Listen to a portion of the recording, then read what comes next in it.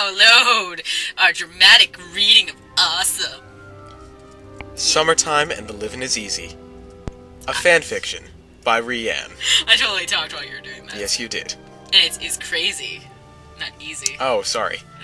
Summertime and the Livin' is Crazy. A fanfiction by Riyan. Chapter 1. Thank you. Chapter 1. Harry Potter woke on that fateful day feeling oddly cheerful. He didn't know why, but he felt that this day was going to be a good one. He yawned and looked at his alarm clock.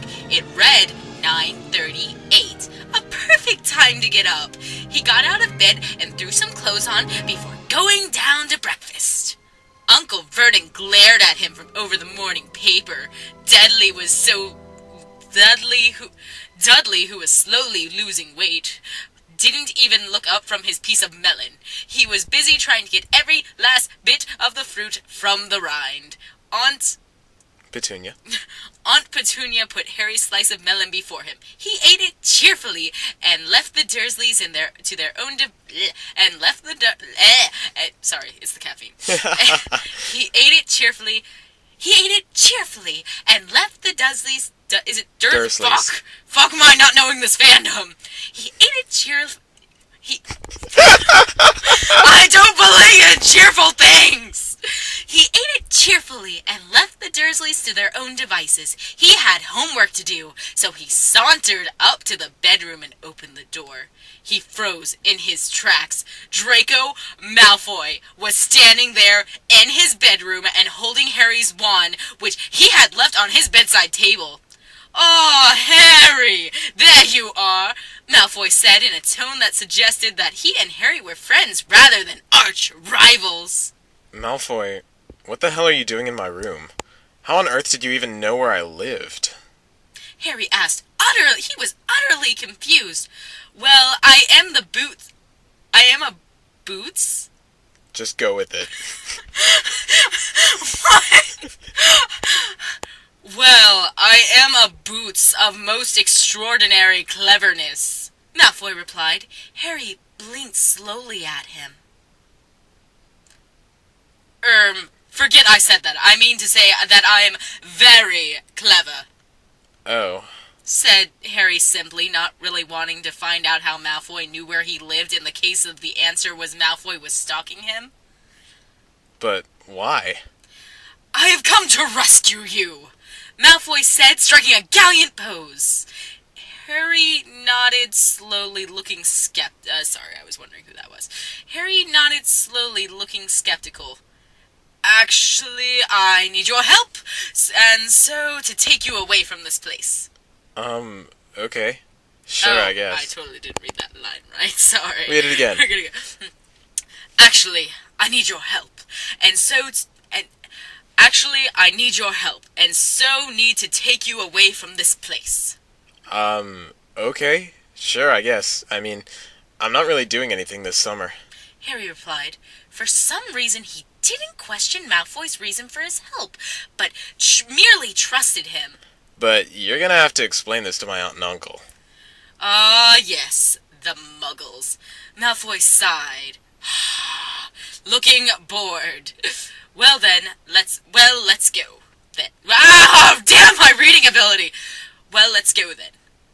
He grabbed the astonished Harry by the hand and led him downstairs. Uncle Vernon glanced at Harry over the paper again before doing a double take. "Harry!" He said in a voice of forced calm. "Who is this?" Malfoy walked up to Uncle Vernon and extended his hand. "I'm Draco Malfoy, He paused, looking for the right words to use. "Friend of Harry's. I was wondering if I could possibly have Harry to stay with me for the weekend." Uncle Vernon thought for a minute before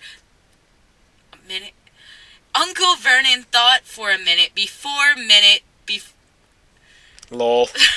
Uncle Vernon thought for a minute before nodding and going back to the newspaper. Harry knew his uncle didn't really care what happened to him, and it was fuck these long sentences! Harry knew his uncle didn't really care about what happened to him, and it was one fewer mouth to feed. "Wonderful!" Malfoy said. "We'll just be going then. Good day to you, sir." Harry was very confused. Malfoy was being nice, even friendly. It must be an act. Harry thought. Either that or Malfoy's high. Malfoy grabbed his hand and pulled him out of the kitchen, leaving his stunned relatives behind. "Go and get your stuff," Malfoy said, "and be quick about it. Wait, can you do magic out of school yet?" Harry shook his head. "Ha, loser! I'd better come and help you then," he said. Harry scowled. It was only 7 more days. Malfoy ignored. "Why is the ellipse there?" It was only 7 more days. Malfoy ignored. I don't know what my name is, apparently. It was only 7 more days. Malfoy ignored the glare and followed Harry up the stairs to Harry's room, where he packed all of Harry's things with a quick wave of his wand, and very soon they were walking out of the Dursleys' front door. Harry didn't know why Malfoy needed him, but he was sure it would be more interesting than staying with the Dursleys. Anything would be more interesting than staying with the Dursleys. Plus, he had stayed for the required month. Malfoy had a regular muggle car with a Chauffeur? Really? Yeah. He's that faggy? I know, it's right. Malfoy had a regular muggle car with a chauffeur waiting outside. This puzzled Harry. Huh? The Malfoys had a muggle car? Malfoy ushered Harry into the car and hurried in behind him. "Now to business, Malfoy." I want that to be more gay. I'm going to double take that. "Now to business." No, that was too appassionata. "Now to business," There we go. Malfoy said. Yes, Malfoy, why do you need my help? And what for? Harry asked. I'm just about to tell you, Potter. Calm down. Right, so, Potter, as you know, we Malfoy... Malfoy? That sounds so weird. We Malfoys are I'll edit it out, goddammit. We Malfoys are a pure-blooded family. This means that we have always married other purebloods. However, this usually means that we are forced into arranged marriages, and to be honest, I don't really want to marry someone my father handpicks for me. Harry nodded. This made sense, but he still didn't understand where he came... Oh, God, impreg! But he still didn't understand where he came into it. Yes, well, my father wants me to marry... Letitia Goyle. Yes, well, my father wants me to marry Letitia Goyle, Greg's youngest sister. He told me that the other day, and I needed a way out, so I told him I had a secret lover. I had to think fast, you see, and my father asked me why my lover was a secret, and I needed a really good reason for that. And then it hit me. I could say it was you. You weren't away for the summer? Okay. And then it hit me. I could say it was you! You weren't away for the summer, you had no doting parents who would try...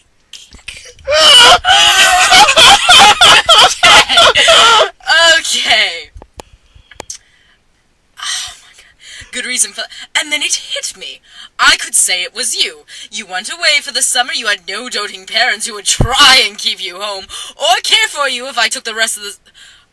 Or care if I took you for the rest of the summer. Okay. Sorry. If I needed to. That's still there. Okay. And then it hit me. I could say it was you. You weren't away for the summer, you had no doting parents who would try and keep you home, or care if I took you away for the rest of the summer if I needed you. You were perfect. And, of course, I would want to keep you secret. You are the boy who lived. I wouldn't want to tell my parents in a letter that I was seeing you, and you are a boy. You were perfect. So, I told my parents and they suggested I invite you over for the rest of the summer. They didn't believe me. Well, who could blame them? So, I need you to help me keep up my charade. Will you help me? I want him to say charade. They didn't believe me. Well, who could blame them? So, I need you to help me keep up my charade. Will you help me? Malfoy looked hopefully at Harry. Help you? How? Harry asked. will you pretend to be my boyfriend? Will you pretend to be my boyfriend? Malfoy practically pleaded.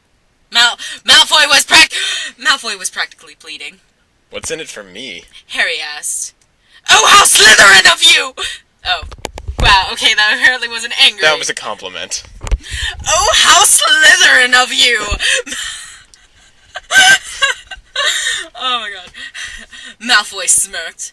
Well, for starters, you will really piss off my dad, and I know how much you hate him. And secondly, the Dark Lord often frequents my house. You could murder him in his sleep. Malfoy looked hopeful. Again. I'm so bad at goal reading. Malfoy looked hopeful again. Yeah, or he could kill me. Harry muttered. No, he couldn't, because my daddy told him not to, because then he would get to... Oh my god. The sentences are so long. I'm sorry. No, do you want a spontaneous narrator change? Yes. No, he couldn't, because Daddy told him not to, because then he would get the blame as you were staying at his house. Harry raised an eyebrow at the word daddy, but otherwise kept his face passive. I want to do another line of that one, if that's okay. Yeah. No, he couldn't, because Daddy told him not to, because then he would get blamed as you were staying at his house. Harry raised an eyebrow at the word daddy, but otherwise kept his face passive. So, will you do it? Malfoy was looking very worried now. Harry thought about the matter carefully for a moment. He didn't particularly want to help Malfoy, but he sure as heck didn't want to piss off his daddy. Plus, he had nothing else to do for the rest of the summer. Oh, he did want to piss him off. Oh, but he sure as heck wanted to piss off his daddy.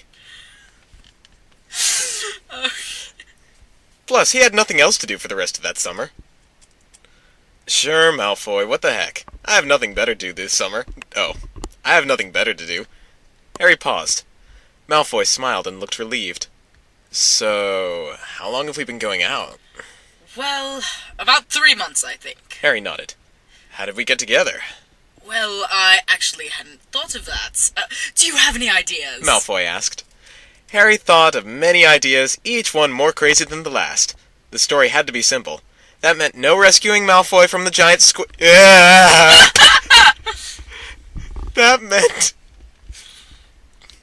That meant no rescuing Malfoy from the giant squid. From the tentacle rape, that was inevitable. We should probably stop and do another file. Okay, don't stop it yet.